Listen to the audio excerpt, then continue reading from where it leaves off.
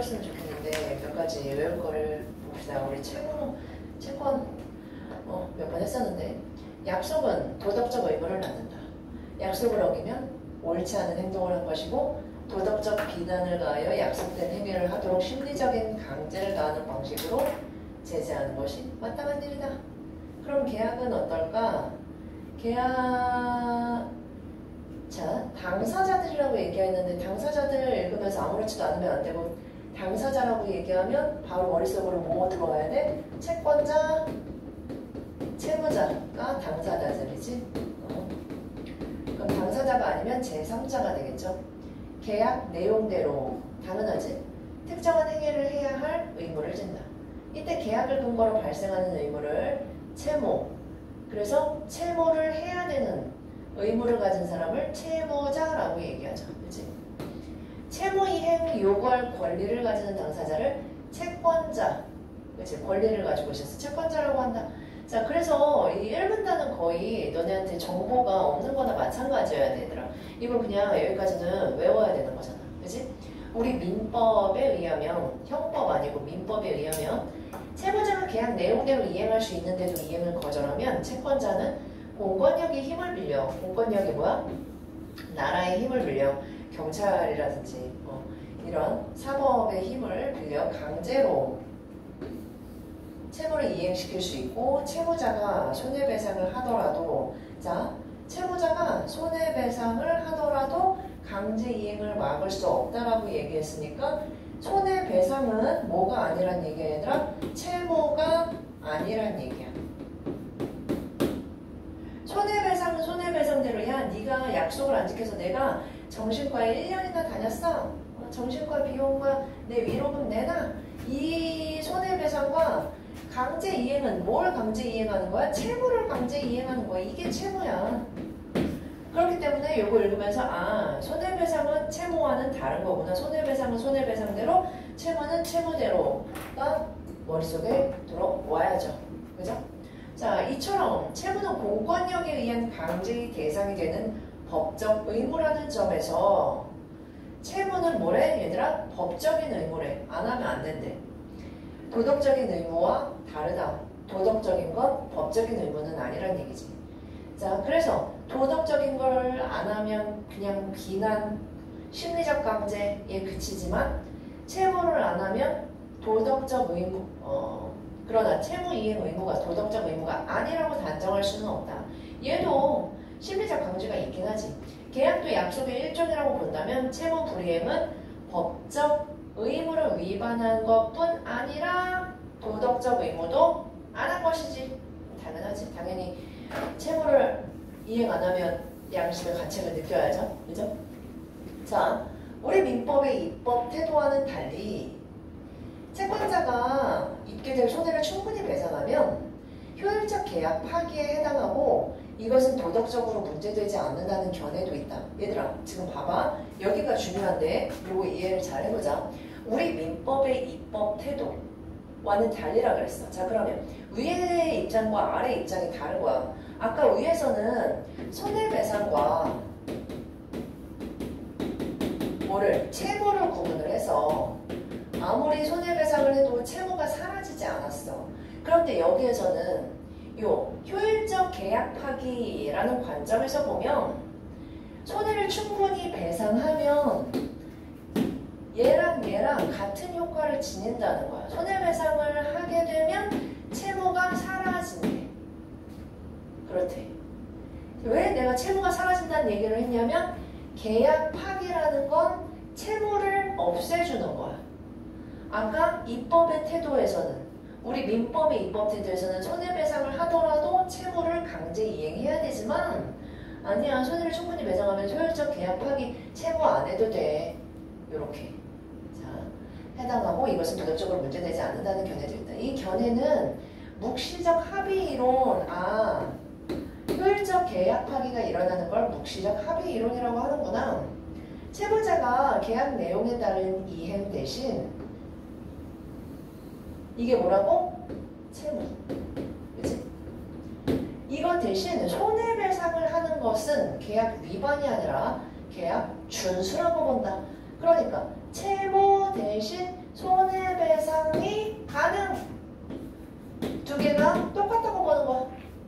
둘 중에 하나만 하면 돼.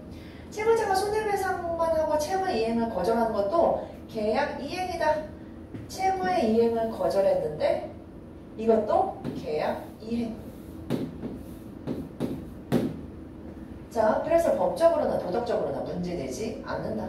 이러한 주장의 논거는 다음과 같이 요약할 수 있다. 계약의 내용은 계약서 기재와 같은 명시적인 방법. 명시적인 방법이 무슨 뜻이야? 명시적인 방법이 뭐야? 눈에 보이는, 그치? 눈에 보이는 종이에 써있다는 얘기야. 아니라 묵시적인 방법으로도 정해질 수 있다고 그랬는데, 그럼 묵시적인 방법은 뭐겠어? 안 써있는 거야. 안 써있는데 써있는 거야. 안 써있는데 보이는 거야. 예를 들어서 수박을 아저씨 수박 10개 주세요 했는데 썩은 수박을 10개를 이렇게 준 거야. 그럼 아저씨 이게 뭐예요? 그럴 거 아니야. 야, 네가 수박 달라고 그랬지 안 썩은 수박 10개 달라고 한 건 아니잖아 라고 했었을 때 안 썩은 수박 주세요의 안 썩은은 뭐야 얘들아? 이게 묵시적인 계약이지. 누가 썩은 걸 바라겠어. 그래서 안 써 있어도 써 있는 게 이런 거야. 묵시적인 방법으로도 정해질 수 있다. 이처럼 묵시적 합의도 계약 내용이다. 안 써 있어도 계약 내용이다. 대부분의 계약에는 채무자에게 위와 같은 선택 가능성을 부여하는 내용이 포함된 것으로 해석할 수 있다. 채무자에게 선택 가능성이 보장된 경우가 그렇지 않은 경우에 비해 채무자에게 더 유리하므로 채무자는 더 낮은 대가를 요구하게 마련이고, 채권자가 가장 낮은 대가를 요구하는 채무자와 계약을 했다면 채무자가 효율적 계약 파기를 선택할 수 있다는 것에 대해 묵시적으로 합의했다고 볼 수 있다. 와, 어려운 말인데, 자 봐봐. 선택 가능성을 부여한다라는 말은 어떤 것과 어떤 선택? 계약을 이행할 것이냐, 계약 이행으로, 그러니까 채무를 갚을 것이냐, 채무 이행을 거절하는 것으로 선택할 것이냐, 두 개의 선택 가능성이 있는데, 자 그러면 보장된 경우와 그렇지 않은 경우에 비해 채무자에게 더 유리하므로 채무자는 더 낮은 대가를 요구하는 게 무슨 소리냐면, 내가 급식 업체를 선정하는데 급식 업체가 가장 싸게 내놨어. 싸게 내놨어. 그러니까 우리 급식은 한 달에 10,000원이에요. 우리 급식은 한 달에 20,000원이에요. 우리 급식은 한 달에 30,000원이에요. 라고 얘기했었을 때 가장 낮은 대가를 요구하는 채무자랑 계약을 했으면 이 10,000원의 대가는 이런 거야. 근데 10,000원짜리 업체를 선택했는데 10,000원짜리 업체는 근데 생각해보니까 하기가 싫으네요. 그냥 여태까지 PT 비용이랑 이런 거 우리 선택하려고 드렸던 비용 저희가 드릴게요 라고 얘기하면 계약 파기를 선택할 수 있다는 거야. 그렇기 때문에 굳이 채권자는 30,000원짜리 업체랑 그런 일을 얘기하지 않고 가장 낮은 대가를 요구하는 채무자와 이런 선택권을 같이 주는 거지. 야, 내가 선택권, 계약 파기할 수 있는 선택권을 줄 테니까 싸게 들어와 라고 얘기하는 거죠. 그래서 묵시적으로 합의한 것이나 마찬가지다. 자, 그게 가였고, 그럼 가에서는 가장 중요한 단어가 뭐야? 묵시적인 합의. 그지? 어떤 사람이 다른 사람에게 특정한 행위를 요구할 수 있는 권리를 채권이라고 하고, 요구 대상인 특정한 행위를 급부라고 한다. 얘들아, 지금 행위라고 얘기했거든? 자, 채권자와 채무자 사이에는 만약에 그림을 판다라 그랬을 때 얘가 얘한테 그림을 준다라고 해보자.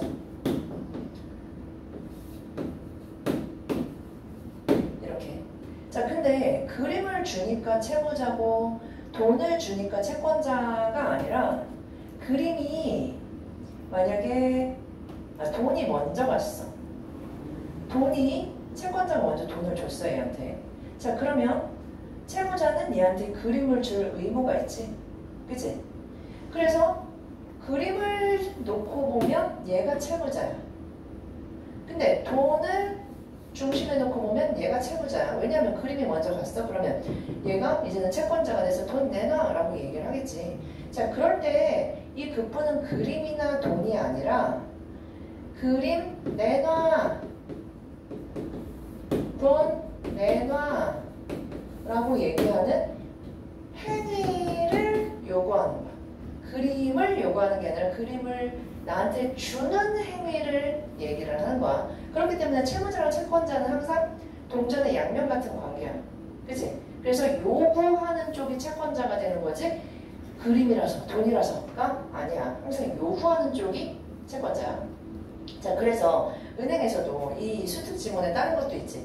은행에 내가 입금했어? 내가 입금자야? 그러면 내가 입금한 돈을 찾으러 갔어? 그럼 누가 채권자야? 누가 채권자야? 내가 입금한 돈을 찾으러 가면 얘한테 가서 돈 줘라고 얘기하지? 내가 입금한 돈 드으니까. 그래서 얘가 채권자야. 입금해준 돈을 찾으러 가면. 오케이? 항상 분명하게 써있지 않아도 이거 자연스럽게 요구하는 쪽이 권리자구나 라고 생각해야 돼. 자, 그래서 급부라고 하는데 금전대출 계약에는 채무자가 대출받았던 돈을 갚는 행위가 그럼 급부에 해당하는 거야. 알겠지? 은행에서 돈 내놔 라고 얘기했을 때 돈 자체가 급부가 아니라 돈을 내놓는 그 행위, 그게 급부야. 하나의 채무를 구성하는 급부에 해당하는 구체적인 행위는 여러 개일 수 있는데 이때 이들의 성질이 서로 다를 수 있다.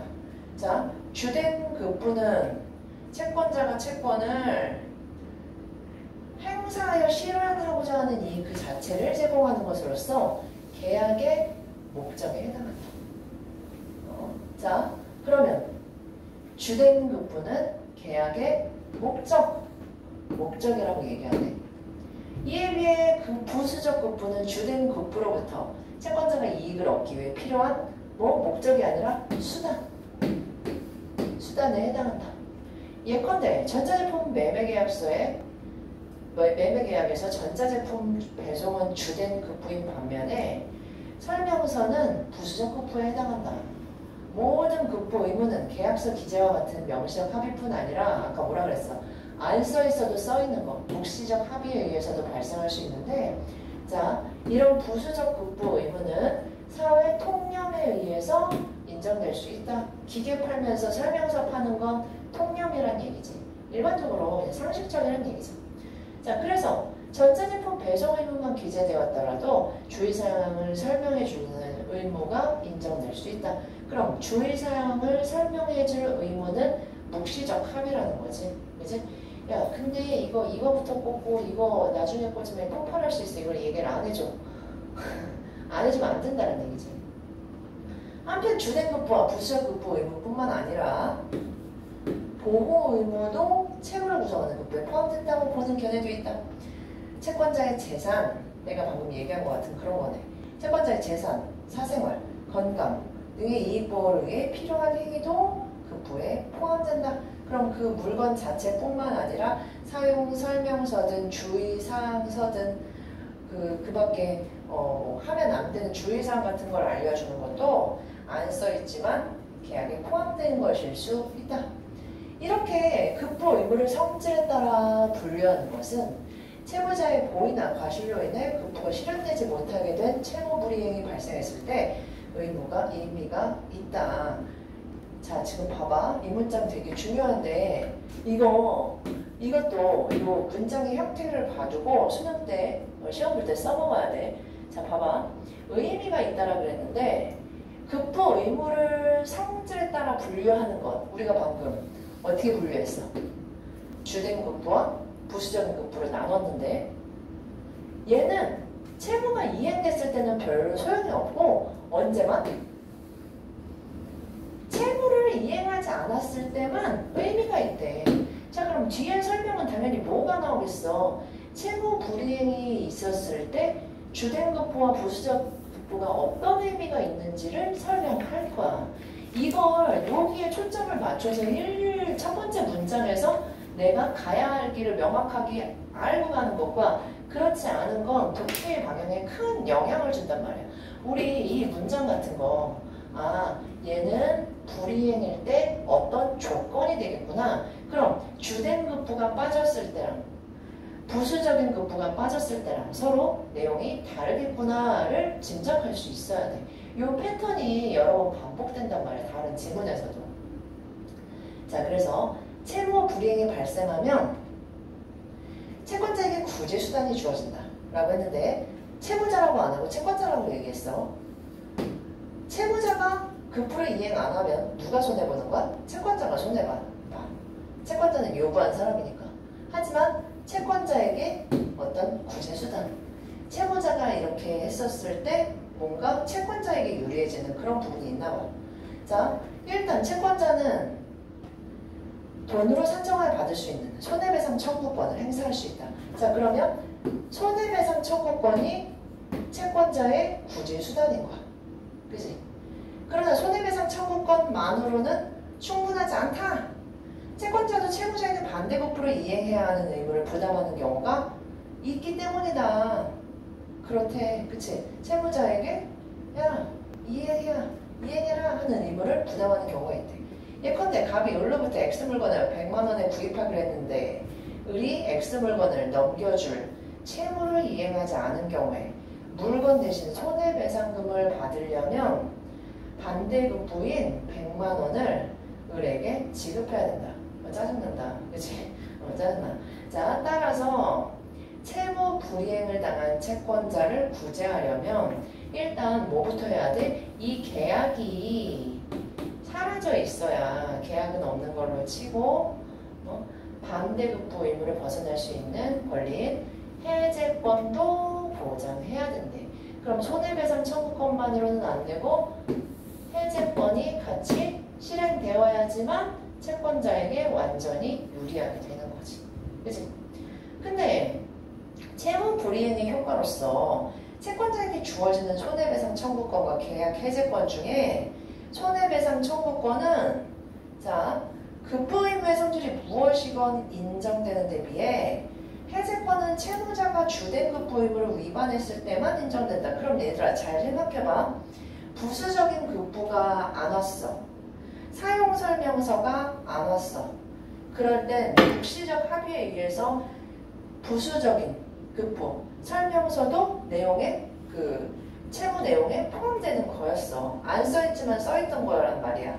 하지만 그건 부수적인 거기 때문에 내가 손해배상까지는 청구할 수 있어도 뭐는 계약 해제권은 청구를 못한다라는 얘기야.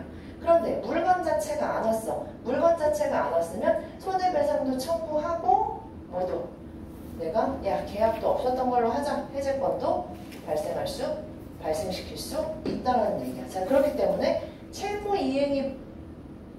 불이행이 발생했을 때 주된 급부가 안 온 건지 부수적 급부가 안 온 건지 판단해야 되니까 그럴 때 이 급부의 나눔이 의미가 생긴다라는 거지.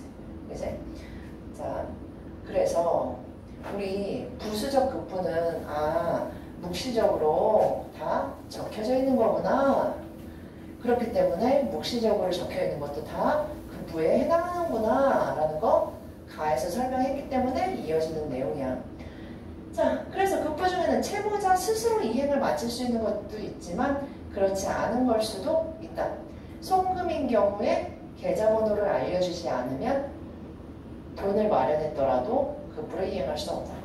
자, 그래서 만약에 급부 이행이 안 이루어졌을 때 그 책임이 채무자에만 있지 않고 채권자한테도 급부 불이행의 책임이 있다면 일단 그 상황 이름의 채권자 지체고 이로 인해 채권자에게 부과되는 제재는 법률로 정해져 있다.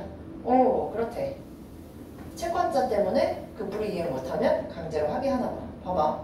채권자 지체가 성립한 경우, 그러니까 채권자한테 책임이 있는 경우에는 채권자가 채무자에 대한 법적 의무를 위반한 것으로 볼 수 있다.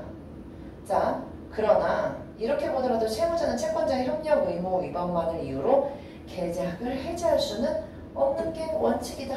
예외사항 있을 수도 있겠지만 일단 그게 원칙이래. 자, 그러면 채권자는 채권자 지체를 해도 계약을 파기할 수 있다 없다? 파기할 수 없다. 오케이? 계약을 파기할 수 있는 상황은 주된 급부가 이행되지 않았을 때뿐이다. 그치?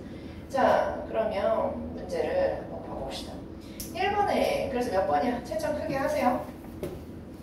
1번의 답은 적절한 것은 3번.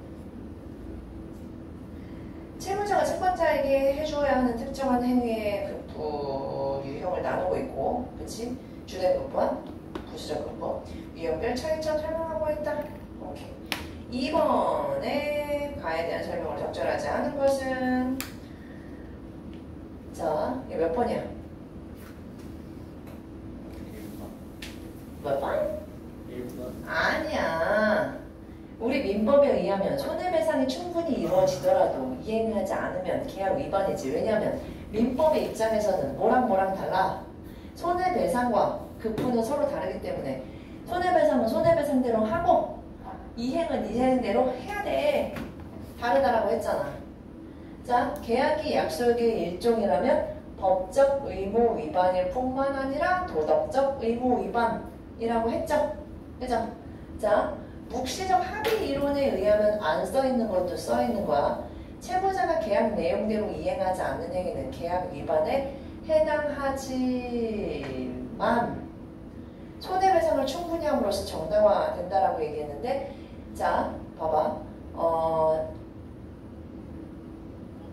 이상해.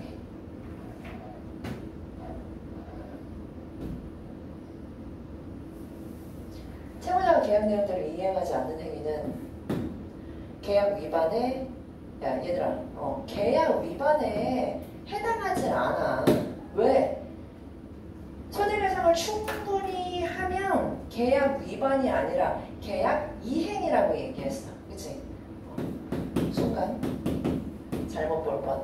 아까 본문에 뭐라고 얘기했니? 손해배상을 하는 것 자체도 계약 이행이라고 얘기했어. 그치? 이 문장 순서가 조금 이렇게 바뀌었었으면 좋았겠긴 한데 어쨌든 그래요. 계약 내용대로 이행하지 않는 행위라서 계약 위반이 아니다. 왜냐하면 채무자한테는 선택권이 주어지지. 그치? 손해배상으로 채무를 갚을 것인지 채무로 채무를 갚을 것인지. 그치? 그렇기 때문에 둘 다 계약 이행으로 본다. 민법에 의하면 계약 위반이겠지만 묵시적 합의 이론에 의하면 그렇지 않다. 오케이? 자, 그럼 4번이랑 5번도 다 맞는 얘기야. 효율적 계약 파기의 도덕적 정당성이 인정된다고 보려면 채권자는 가장 낮은 대가를 요구하는 채무자와 계약을 하야겠지. 그치? 이거 아까 설명한 내용이고요. 자, 그리고 이행하지 않으면 법적으로 계약 위반에 해당한다고 보는 견해. 그럼 법적인 견해야, 얘는. 법적인 견해. 자, 그러면 강제 이행할 수 있다라고 얘기했죠.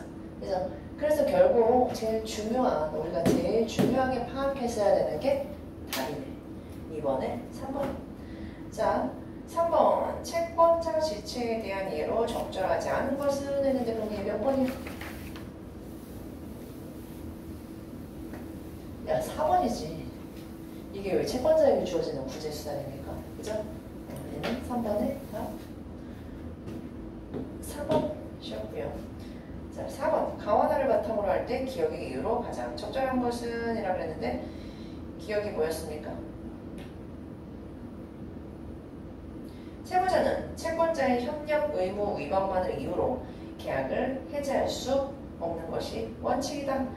채권자 지체가 생겨도 어떻다? 계약을 해지할 수가 없다. 그렇다면 답은 뭐? 위에서 보면 주된급부 의무가 파기돼야지만 계약이 파기될 수가 있는데 채권자의 협력 의무가 법적 의무로 인정돼서 제재를 가하고 강제로 해라라고 얘기할 수는 있지만 얘는 주된급부가 아니기 때문에 계약을 해지할 수가 없죠. 그죠? 자, 그래서 답 2번. 2번 중요해. 이 패턴. 자, 그리고 5번은, 야, 이 5번 몇 번이야? 미치겠지? 찍어봐. 5번 몇 번이야? 2번. 어? 2번. 아니야. 왜 2번이야? 이거 되게 짜증나. 말장난 같아요, 어떻게 보면. 자, 지금 적절하지 않은 것이지. 5번 한번 봐봐. 다 5번인데, 맞은 사람. 왜 5번이게?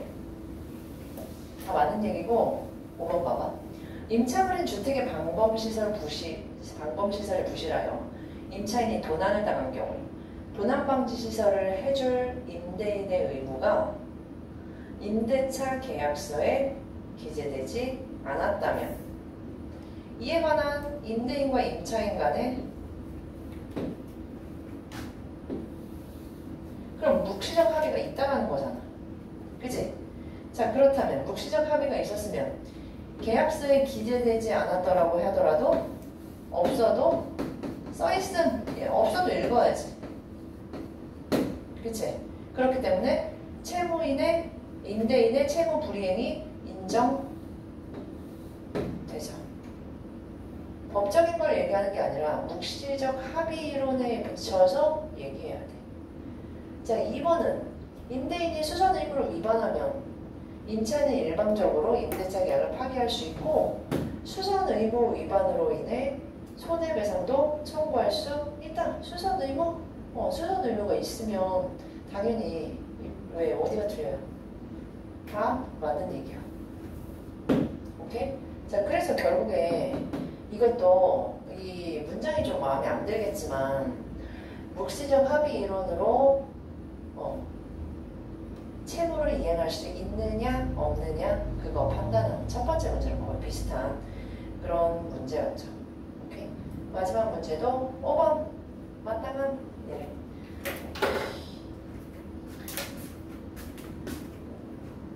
비문